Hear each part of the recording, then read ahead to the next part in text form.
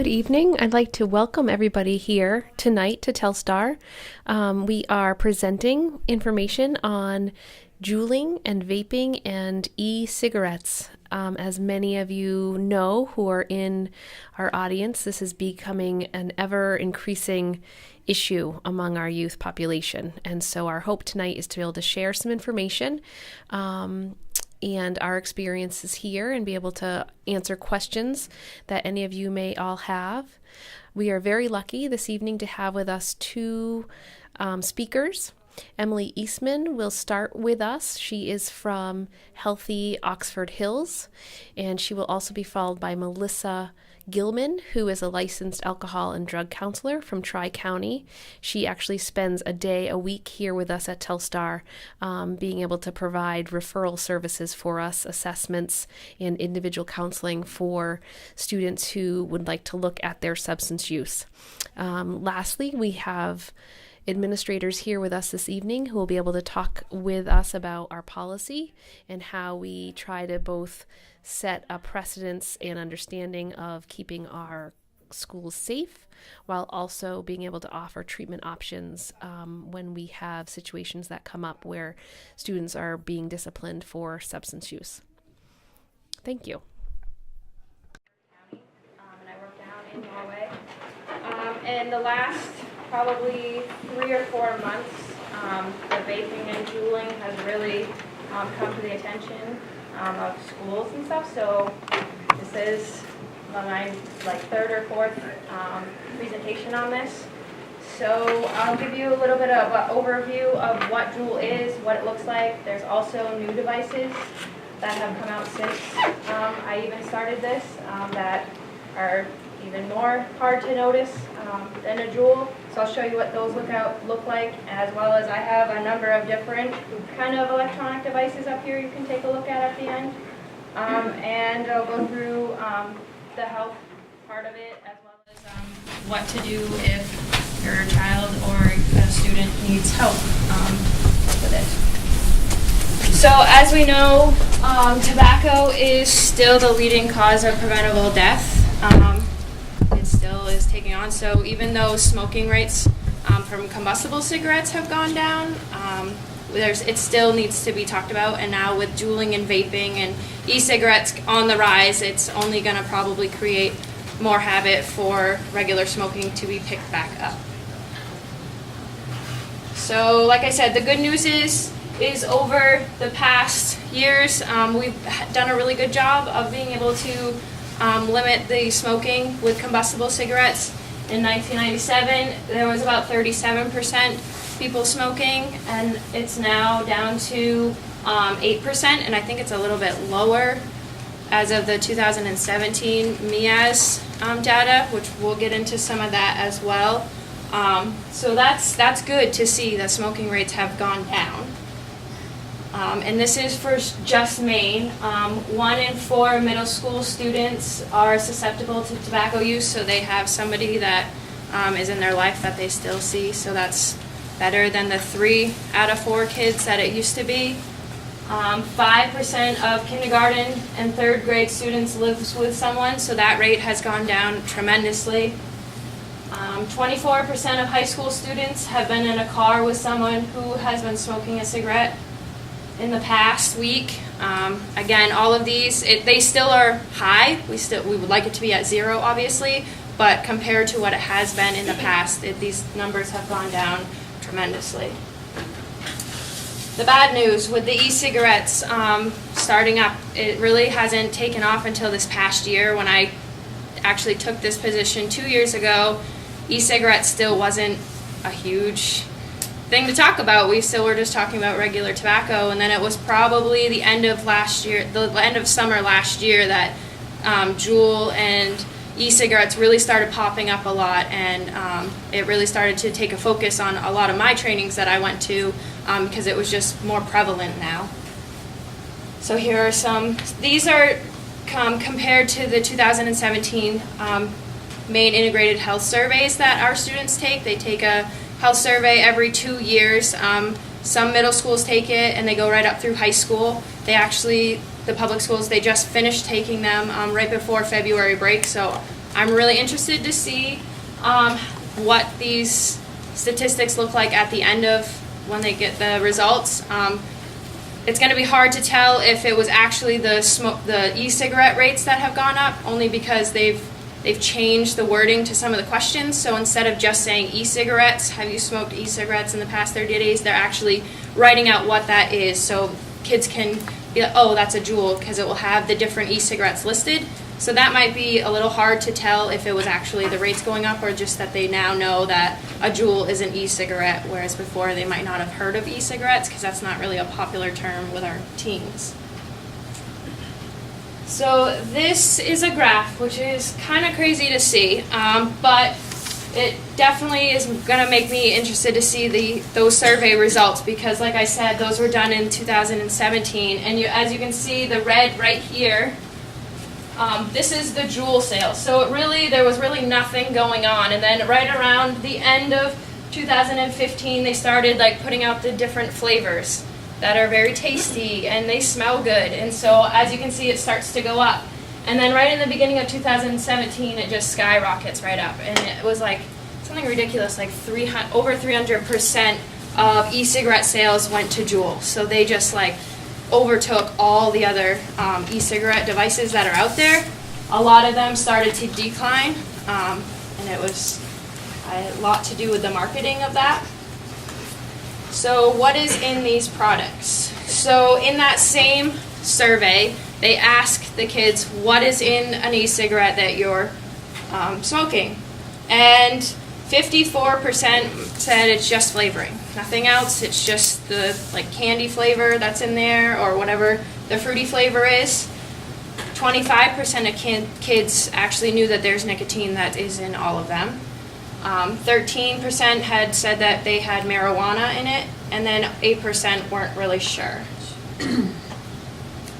So in that, there are some, very few e-juices that don't have nicotine. As you can see, 99.6% of all juices have nicotine.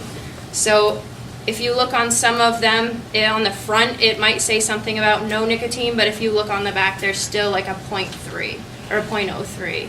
So all e-juices pretty much have, safe to say, they have traces of nicotine. Sorry to interrupt you, Emily, but also I meant to mention that John Elliott is going to show what some of these devices look like at the end, and we also have pictures. So if there's like terminology or things you're kind of like, well, what is this? You'll be able to see it. So I have a lot right here. That's the fruity smell that came when I opened up this bin. It smells really bad. So here is what a Juul looks like if you don't know. This is the life-size one, so it's not really that big. It's pretty easy to hide in your fist if you have it. This part over here is the charge port, and it just goes right into the side of your computer, and it would stand up like this to charge.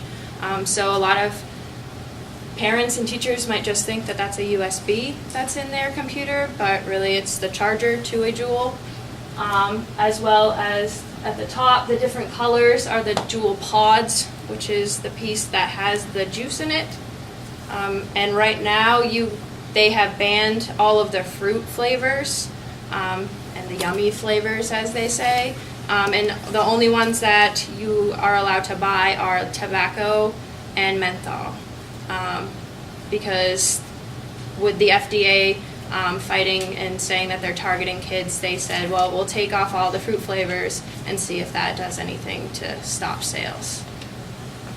There's also different websites now that you can buy wraps for your Juul to disguise it even more. I had one, but it was so gross I had to throw it away, and it was peeling off. But there was one that was like a Sharpie, and so it's like a wrap that goes around it and it covers it, and it makes this look like a Sharpie marker. So if you're just quickly looking around, you might be like, that was just a marker, and not really notice it. So there's a lot of different ways that they're disguising this. As you can see, this one, it makes it look like a USB. It says 8 gigabyte out at the bottom. So somebody might just think this is a really large USB. So those are things to be aware when you're looking.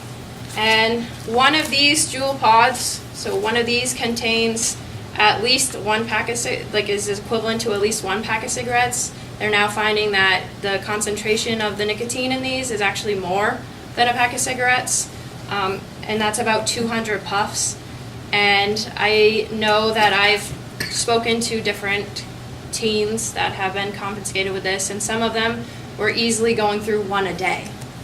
And so that, it might sound like 200, that's quite a bit, but for them, they were using it throughout the whole day and it was nothing to them. So they were going through a whole pack of cigarettes very quickly. And I actually had one student that admitted that they had 2 a day for 3 weeks, and then they were wondering why they weren't feeling well and having headaches. And so we had to kind of take a look, but they didn't realize that there was nicotine in it.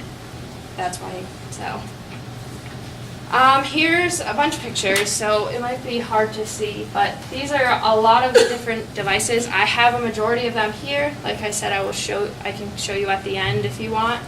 The newest one, I actually didn't even hear about it through my work. I've heard about it by the police confiscating it out of school and giving it to me, and then I had to look it up because I was like, is that really an e-cigarette? So the newest version is this, which is this brand down here that has a bunch. So if you have a cell phone with the card holder on the back, this fits perfectly in there. And that's how they were carrying this around at school. And so it's basically just a fatter Joule. It has a pod just like that one. You just put the juice in yourself. So a number of different things can go in there. You just have to pull that up and it goes in. And obviously this is a lot bigger, so this is more than a pack of cigarettes that they would be smoking a day if they used the whole thing. But this is the newest one, and it kind of looks like a credit card, and yeah, they just keep coming up with more, because if everyone is now starting to find out about Joule, they're going to try to find another way of getting our teens addicted to something. So hopefully this doesn't take over as well. So with that, so obviously the biggest risk with a Joule is the nicotine. We all know it has nicotine in it, and it has a high concentration. And that, for teens, is very harmful to their brain development. During that age, their brains are just starting to mold into having different habits, and nicotine can easily become an addictive piece during that time. That is one of the reasons why the Tobacco 21 law has increased up to 21. It was because they were finding that 18, the brain of a youth wasn't fully developed enough to be able to stand that nicotine. So that is one of the reasons why the Tobacco 21 law has gone up. And the nicotine can affect your mood. It can affect your anxiety. If you have severe anxiety, that can really make that worse.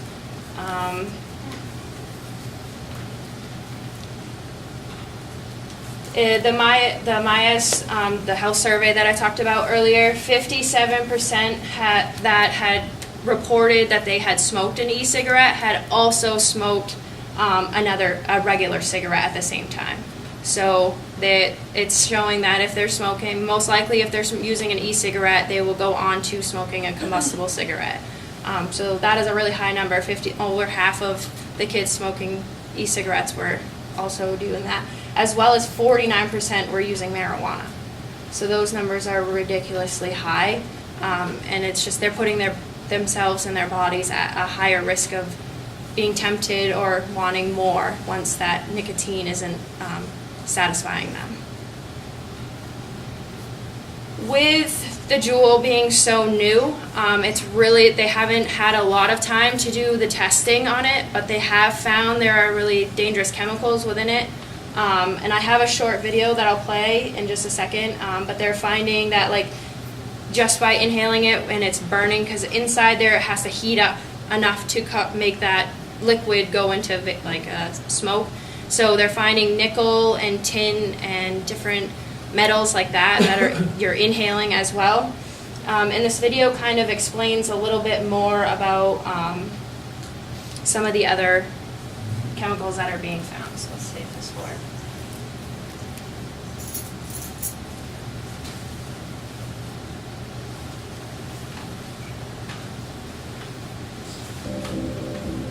E-cigarettes, vape pens, Joules.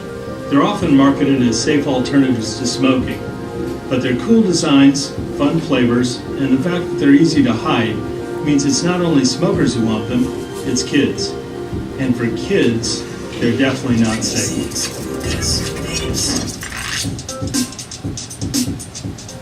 Teens should absolutely not use Joules, e-cigarettes, or any similar products. Here's why. When kids use Joules or other e-cigarettes, they're getting a big dose of nicotine. This disrupts their brain development. It changes the connections between brain cells, causing problems with learning, mood, and impulse control. It makes depression and anxiety worse. And as any smoker can tell you, nicotine is highly addictive. That makes it very difficult to quit e-cigarettes. And vaping makes it much more likely that kids will smoke real cigarettes later. It's true that a few e-cigarette brands don't contain nicotine, but most of them do. And all of them contain other dangerous chemicals like these. Formaldehyde, which is found in glue and embalming fluid. Diacetyl, which causes lung disease. Benzene, that's a carcinogen linked to leukemia. Some tests have also found metal particles in the e-cigarette vapor. The devices themselves can also be unsafe. They can explode. The long-term effects of using e-cigarettes are unknown. And because there are no standards, we don't know the ingredients in these products. We don't want children to take unnecessary risks with their health. And begin a lifelong addiction to nicotine. Talk to your kids about e-cigarettes and how to say no to these harmful products.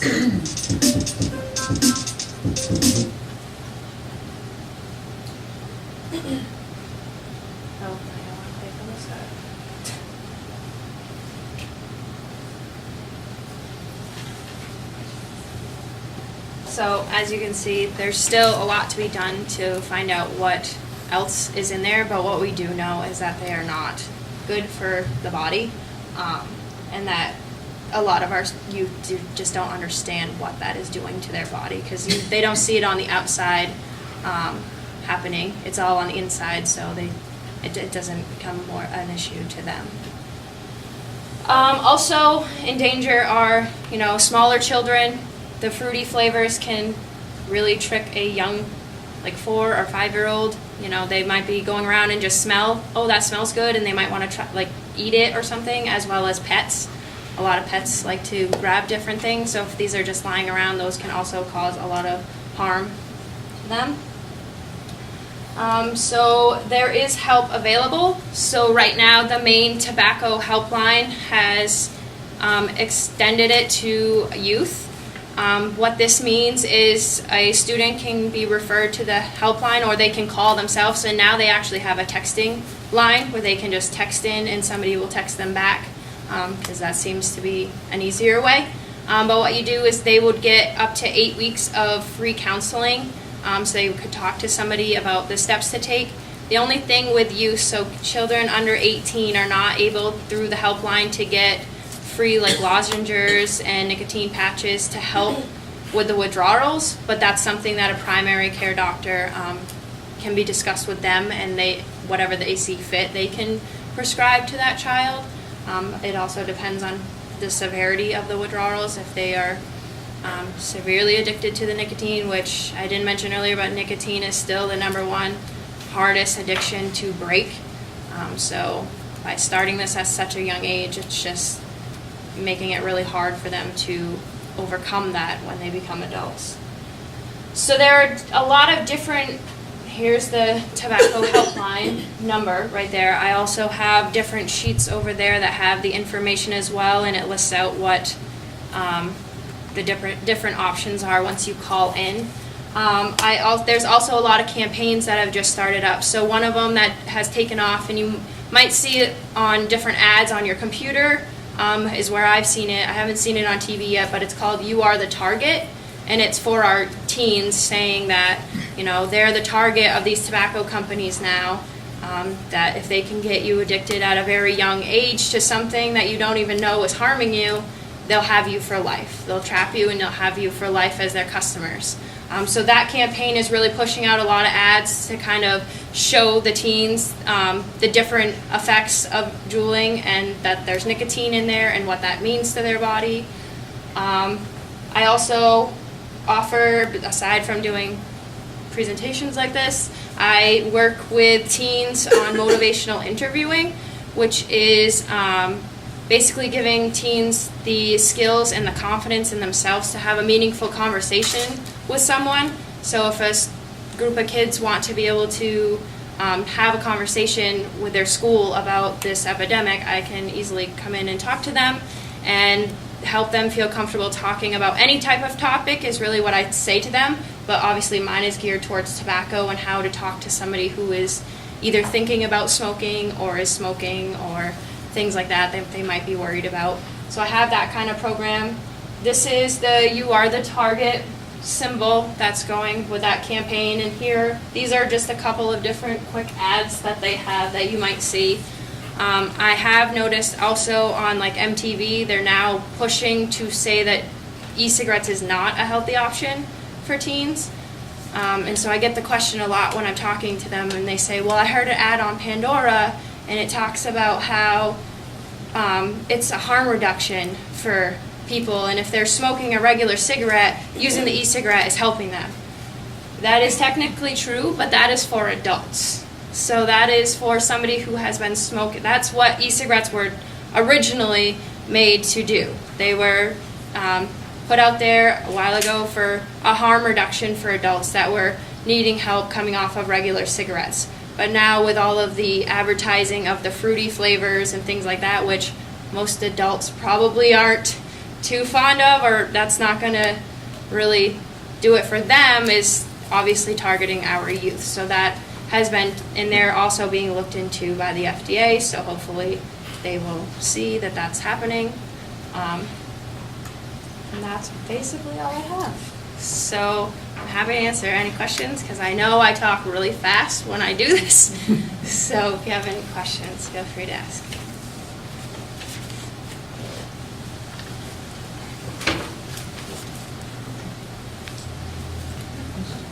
I don't have a question, but I am one of the bus drivers for the district.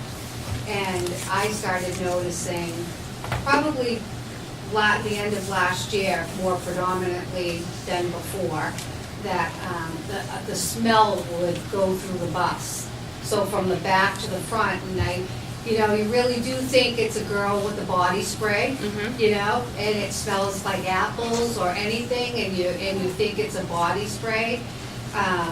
So yeah, it took me months to really figure it out and try to, and I was telling them, no sprays because people that are allergic, it's going to go in their system, that kind of thing. And so, yeah, so you really, I was really naive to a lot of it. I mean, you really, I don't know as much as I thought I did know.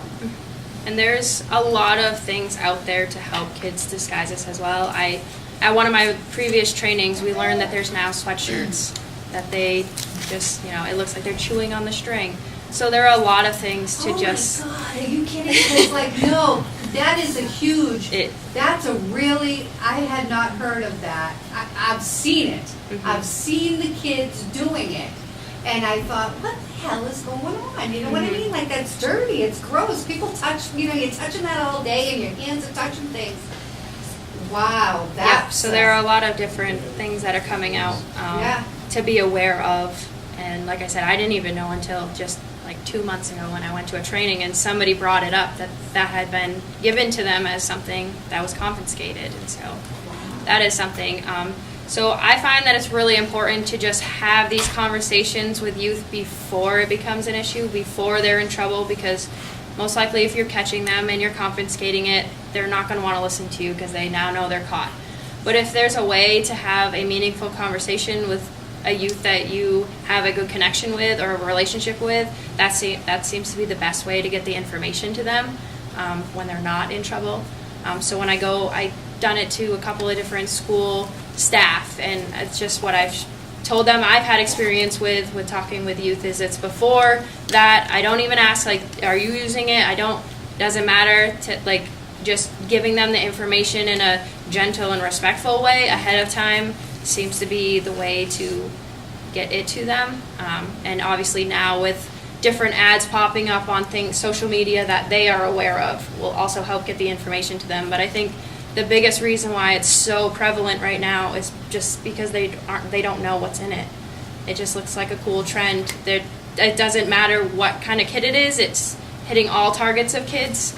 I just talked to a girl who was a straight A student and had a 4.0 that didn't realize how bad it was. So it's just like all over the place right now. So if we can have at least one or two, if not two, hopefully more conversations with a youth that it might make an impact that way.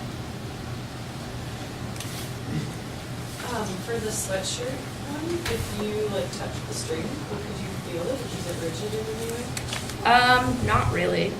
It just kind of looked like at the very end, you know how they have like the hard plastic anyways at the end to keep it together, the string. It just kind of was that, but it was hollow. And so it was like a straw almost towards the very end. But yeah, so let's see.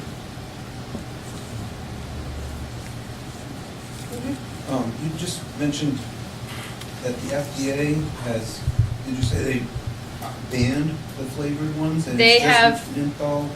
Yep, in the state of Maine, I know all like convenience stores and places like that where you can just go right in and pick it up.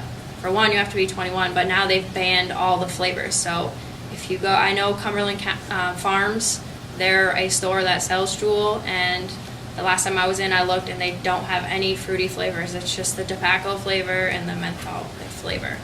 And But the kids are all getting it online. yeah, so that's another part is They're I getting just it tested online. this The out parents, they say, myself. oh, I need you to buy this for me. It's a UBS drive to school. Can you buy it for me? And the parents buy it and not realizing this is what it is. So I just tested it out on Amazon to see, because I had students tell me, I just bought it on Amazon, they don't ask. And I never once had to give my age, I never had to show an ID when somebody dropped it off. It was very easy to do. So there's like different companies like that where you can do like third party selling. They're being looked into to hopefully crack down on that and limit what they can actually buy. Can I, just to follow up to because there was a point of the fruity, because I do my research and I've read a lot about this as the dean of students. When I first came across this, I'm like, okay, what is this? And I start reading and I read more. So I felt like I was pretty educated. So that one point I was not aware of, which I think is really important that people know this, that I've had conversations with students before. It's like, well, yeah, there's no nicotine in it, it's just flavoring. So I looked that up, and I looked up these flavoring, and there was a drug called diacetol that's in most of these flavoring ones, that in most of these flavorings, and that's the drug that caused popcorn lung. Yep. And you're obviously aware of that, right? And so that's all true. So that drug was in most of these. If your students saying, oh, there's no nicotine, it's just flavoring, well, chances are maybe it might have been the flavoring one, even though a small percentage actually don't have nicotine. But it most likely, if it's one of these stronger flavors, has diacetol in it, which causes popcorn lung. Within a moment, within taking one puff, microscopic little pieces of your lungs are popping. That have, what do they call it, vela or something, are popping and you don't even know it. And then a half hour later, you're wondering why you're coughing, or you're going for a run and you can't run, you're getting winded. It's because you have an immediate reaction, an immediate health factor going on in these, and they are not aware of that. And it's permanent. And it's permanent. It's not like your lungs regenerate. Once they pop, they're gone.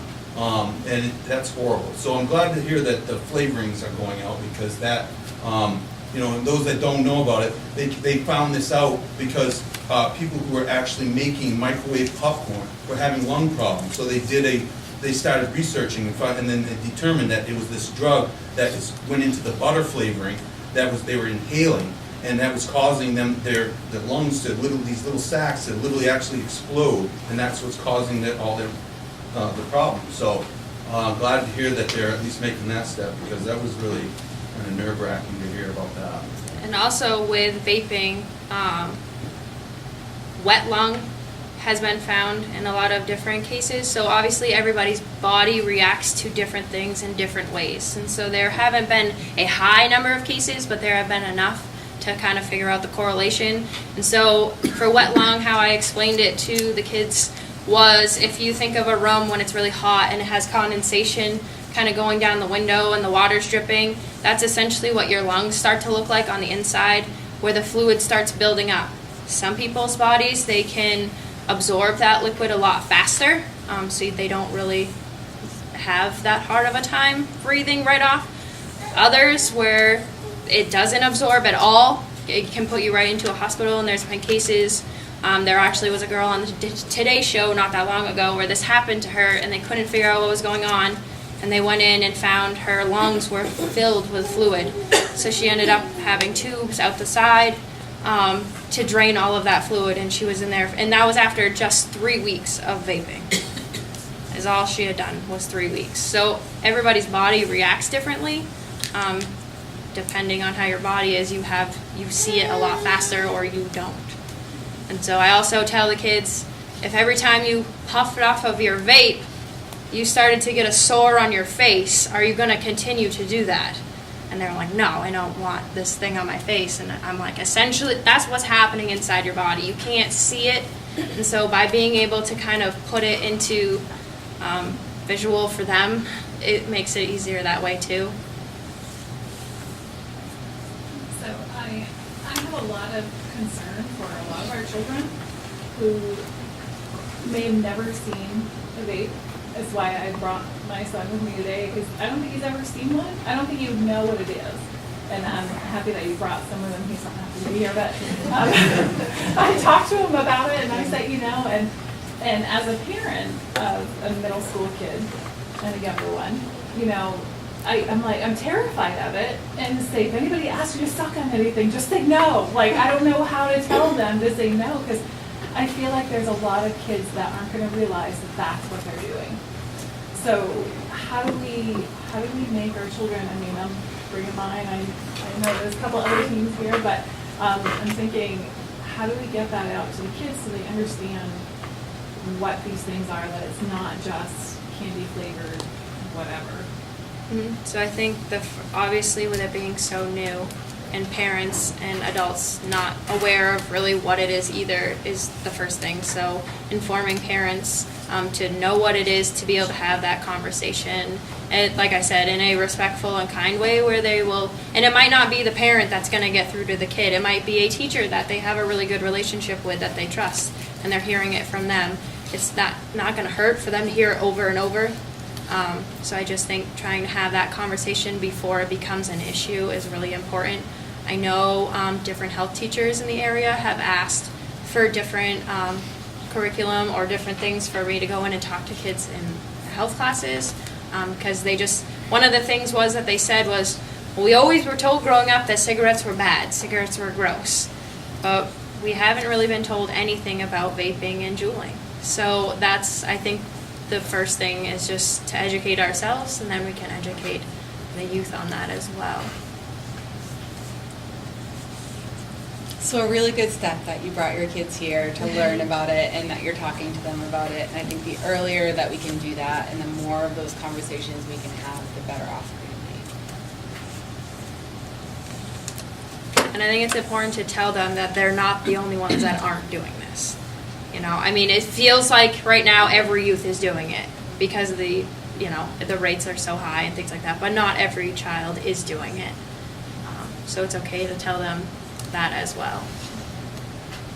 I think from the school perspective too, I think that it is sort of a multi-step sort of process, and so being able to get the information out to the adults and the parents and the concerned citizens is really what we're hoping to sort of kick off tonight, because it's very clear that we're just seeing more and more of it in our class, not in our classrooms, but in our schools.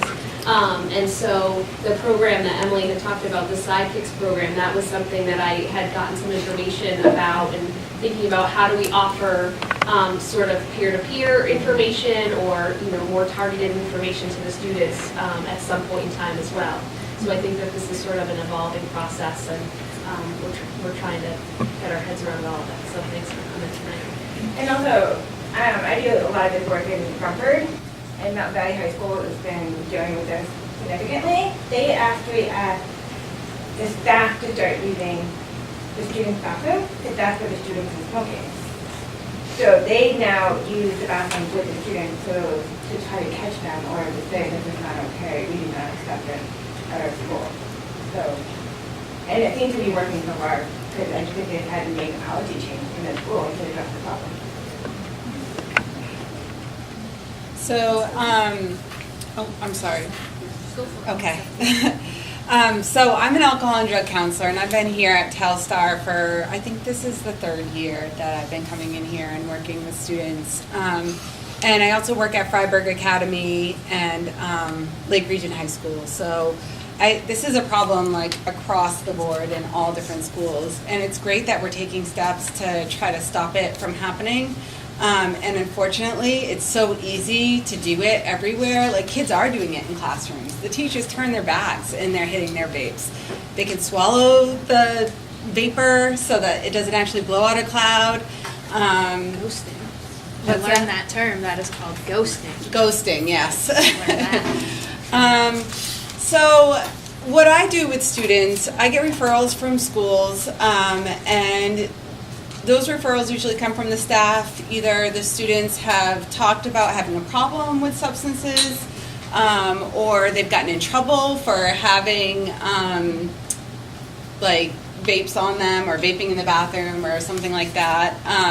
Or they have friends who are seeing me, and so they come and see me through there. Sometimes parents call and make referrals. And I meet with students one-on-one. We do an assessment, usually to start, always to start.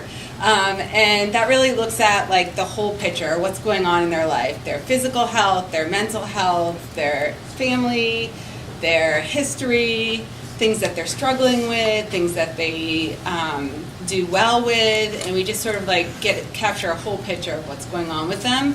And from there, we talk about, first of all, whether they would like to continue with counseling.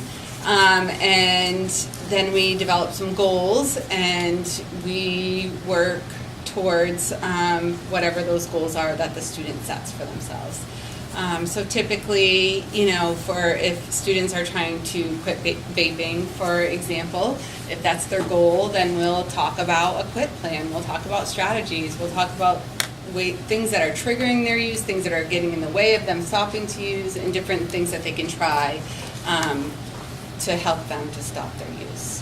So it's all completely confidential. It's not meant in any way for students to get in trouble at all. It's really just a support for them to access to try to help them.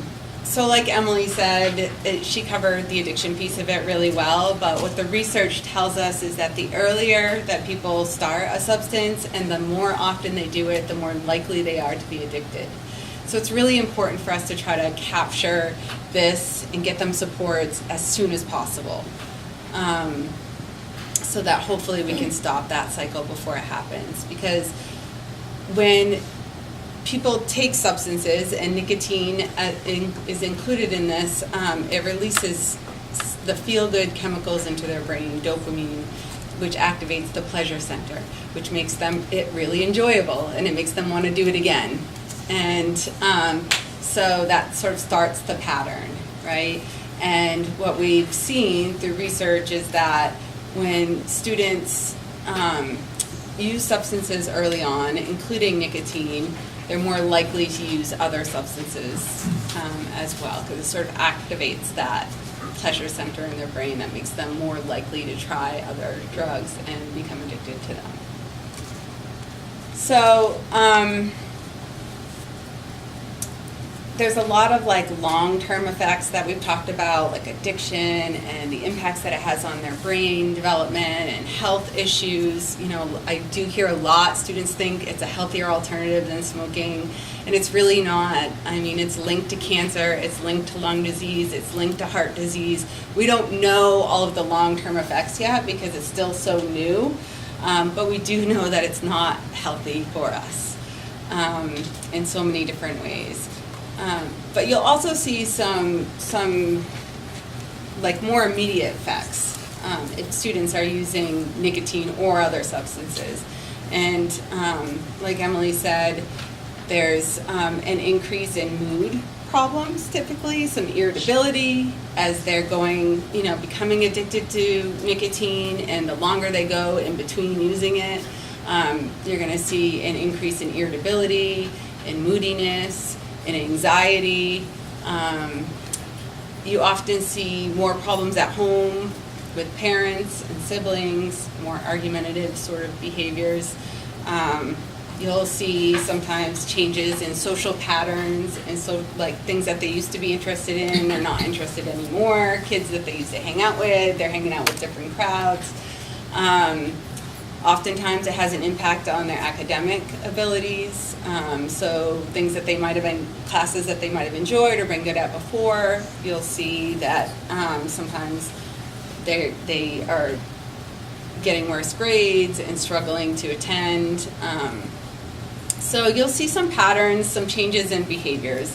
That's not just for nicotine, but for any substance use. And those are things to kind of pay attention to. And I think as parents, what we can do is just really try to have those conversations early and often, and be open to hearing what your child knows about substances and talking about it. Try to set up like some structure and routine where you can regularly have communication, like at dinner together, or family game night, or car rides. And just kind of really know who your kids are hanging out with and what their families are like. And then access supports if you need them. Talk to people at school, your doctor, and other community supports. And I have some cards that I will leave up here too if you want to check out the vaping stuff and grab a card, you can do that. So one more quick thing about the question you asked about how to talk to our kids as well is I think throwing the statistics and these numbers at them isn't probably going to do it. They're not going to relate to it in that way. So if you can put it in terms of real life things for them, it might work better that way. One might be if they get a job as an adult and they are smoking some jobs, mine through the hospital, if you test positive for nicotine, you have a fee every month on your health bill. So that's an extra $80 a month that you're paying because you have that. So they might not be thinking about it now, about having to pay their health care and things like that. But if you put it in terms of money, kids like money and they like to have it. So that might be a way of talking to them in that term. Real life scenarios seem to work a lot better for them to relate to. John? You just mentioned money. I'm really curious because I've never purchased one. What price range are we in for these devices? I knew somebody was going to ask that, and my thing is at the office. It's actually not that bad. It's not very expensive, of course. To buy the starter pack is around like $45, and that comes with 4 pods, so essentially 4 packs of cigarettes, the actual Joule device, and a charger piece. The 4 pods by themselves are right around $15, I believe. So you're getting 4 packs of cigarettes essentially for $15, which is a lot cheaper than regular cigarettes. I feel like it's really important to point out too that you can actually get like marijuana juice, THC juice to put in them. There's other devices for marijuana. The kids call them cards, but they look similar to the fatter one that you showed, and they have different types of marijuana oils in them. Also, there are dab pens, which have, they look more like pens. I think they're long. Very similar to something like this. Yes. This is an e-cigarette, but dab pens pretty much look the same. And they actually have like a really high concentration of THC in them, which can cause students or kids or anybody who's using them to actually hallucinate, to pass out, to act really differently than they typically do. So, and those are turning up in schools as well. So just because it's really easy for students to access them and to use them and to sell them in schools if they can get their hands on them. And I think as marijuana is now legal in Maine, and there are more shops sort of cropping up everywhere, like to sell this kind of stuff, that they're just becoming more and more accessible. So this is like an Ejuice, so you can still buy flavorings in Ejuice, not in the Joule pods, but they're now refilling their little pods. They've found a way to just put this in there. And that was one of the things, was like, well, I'm just putting the other Ejuice so it doesn't have nicotine. You said that Joule has nicotine, but my Ejuice doesn't. But as you saw earlier, 99.6% have nicotine in it. So they're still getting nicotine in this. And I think something like this is right around $30. And that can be bought, unfortunately, right at the smoke shops. So if schools need to update their policies, do you have sample policies schools can use? Yep, so I've already taken a look at the policy for here and given some feedback as well. But yep, that's also the other part, policy work as well, for any schools or facilities in the area or anything like that. And I will say, because usually I'm doing a presentation with the substance use coordinator at Healthy Oxford Hills, and dabbing comes up a lot because it is now starting to come up. Dabbing is illegal in the state of Maine. You're not allowed to have it, but kids aren't aware of that either. But like she said, it has a high concentration of the THC, which is equivalent to 5 joints when they have one dab. So they take one puff, and that's equivalent to 5 joints. So they aren't realizing that, and that's why, yeah, it's becoming more noticeable. Did you say it is legal in New Hampshire? Yep. So other states it's legal, and that's what we had heard, was people go down to New Hampshire and they buy it and they bring it back up here and they sell it. But you can't legally go into a store here in Maine and buy dab. You can buy marijuana oil, which is different. Dab looks like wax. It is like a very waxy substance that they put inside a pen like this, and again, it has a coil thing in the middle that heats it up really, really hot so that it makes it turn into a liquid, and that's how they do that.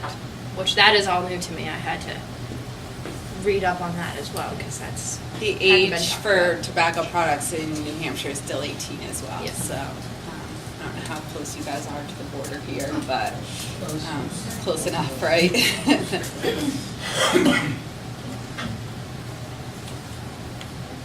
Are there any other questions? So I'm wondering at this point in time if, I'm gonna sort of put the deans on the spot, maybe more so John than Lindsay, but maybe if you want to show some of the things that you have found on some of the kids, if it's different than what Emily brought. Sure, if you'd all like to see some of the things I've confiscated, that's great. I think everybody should be aware of it. There's also materials on the back table over behind. Lindsay, please help yourself to those. Let's see if I have anything different. I'll put my card over there then too. So, yeah, we're not immune to it, just like any other school. I've been dealing with it. I'd like to think I've made a dent in it, but I think right now, before I even show you, what I'm most offended by right now is that every student in this building knows how I feel about it. They know that I will walk into the bathroom, and I've caught people by walking in, with it in the hand. What I'm most disappointed about right now is the fact that they all know how I feel and that we don't want it here and that there's consequences. And yet, when I confront them, some of them are blatantly lie to me, and I find that just so disrespectful, because they all the students know the relationship that I have with them is meaningful. Like, I care about them. So when I talk to them, I'm like, "Are you doing this?" And they're like, No, I'm not doing it. They're lying.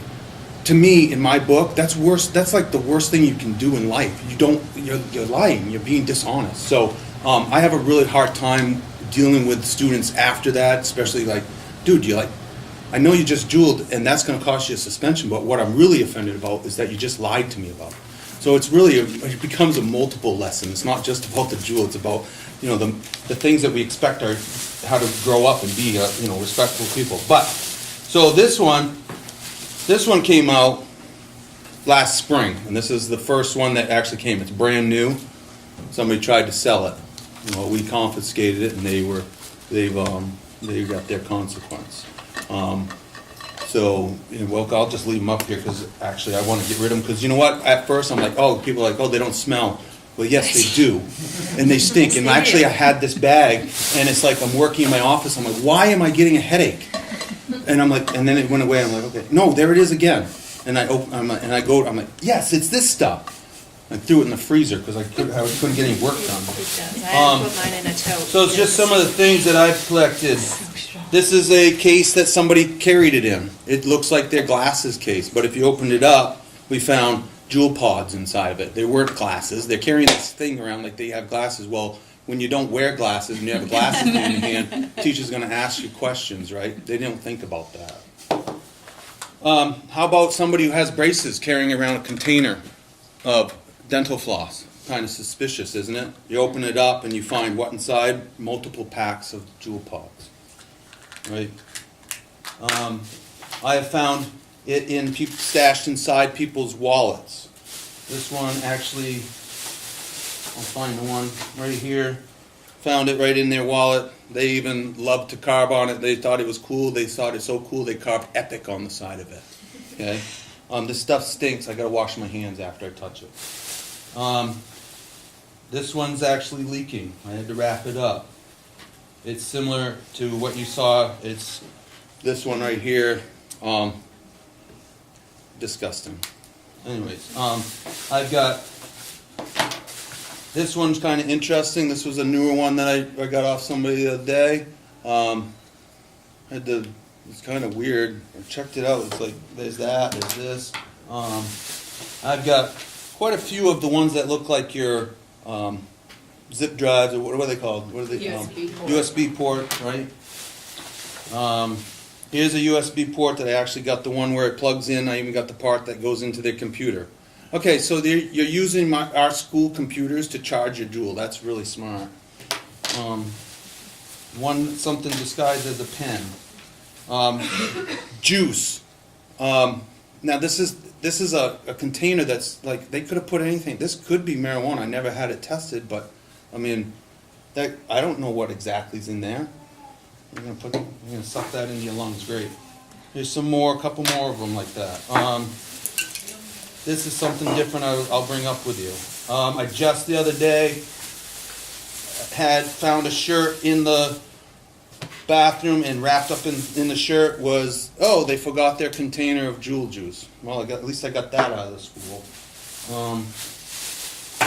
And I think that's it. Like I said, you know, we're just like any other school. We're dealing with it the best we can. We have consequences in place. I just learned tonight that actually our consequences are actually quite a bit different than Lake Region. Yes.